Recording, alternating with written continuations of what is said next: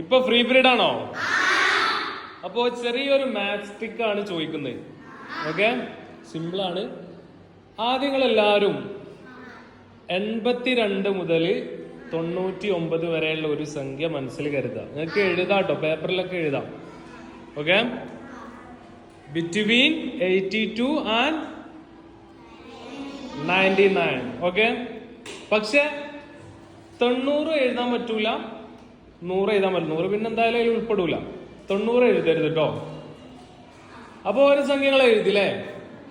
ഇനി നിങ്ങൾ ചെയ്യേണ്ടത് ആ സംഖ്യയെ നേരെ തല തിരിച്ചെഴുതുക. അതായത് ഇപ്പൊ നിങ്ങള് 91 എഴുതിക്കുന്നെങ്കിൽ 19 അങ്ങനെ അങ്ങനെ കൂട്ടില്ലേ. എന്നിട്ട് ആ രണ്ട് സംഖ്യകൾ തമ്മിൽ കൂട്ടുക. അപ്പൊ 91 19 91 എഴുതിയതെങ്കിൽ 91 19. നിങ്ങൾ ആ രണ്ട് സംഖ്യകൾ പരസ്പരം തമ്മിൽ പ്ലസ് ചെയ്യാം. അപ്പൊ നമുക്കൊരു 3 അക്ക സംഖ്യ കിട്ടില്ലേ.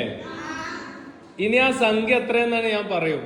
ഓരോരുത്തർക്ക് ഡിഫറൻസ് നമ്പർ ആയിരിക്കും, വ്യത്യസ്ത നമ്പറുകളായിരിക്കും. അപ്പൊ ഓരോരുത്തരോട് ഞാൻ ചോദിക്കും. ഇപ്പൊ നിങ്ങൾ സെൻട്രലിലുള്ള നമ്പർ മാത്രമേ പറഞ്ഞു തന്നാൽ മതി, ബാക്കി നമ്പർ ഞാൻ പറഞ്ഞത്.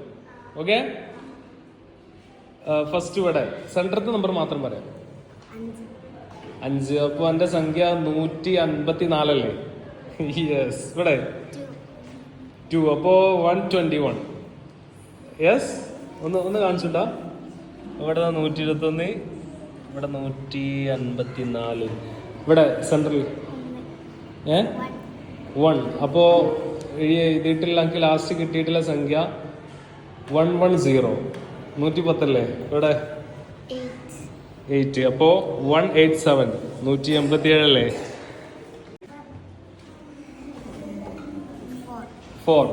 അപ്പോ എന്റെ ആൻസർ 143. യെസ്. 0 ആണ് കിട്ടിക്കണ്. സെൻട്രത്തെ സംഖ്യ 0 ആണോ?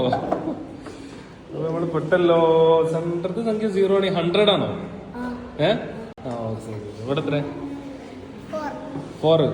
അപ്പോ 143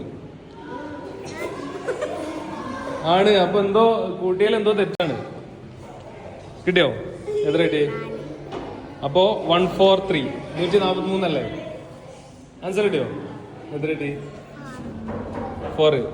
അപ്പൊ 143 കിട്ടിക്കണേ.